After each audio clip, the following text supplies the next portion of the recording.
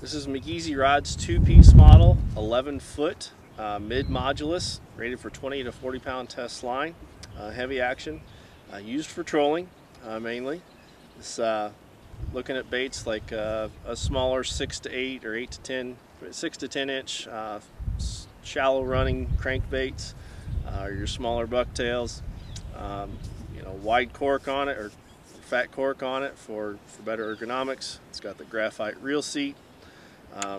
Again, it's clear coated all the way across the guide foots, so you don't have condensation getting underneath there, discoloring it, start to pop off. This has got your titanium outer ring for your guides. On the inner ring, it's titanium oxide all the way through.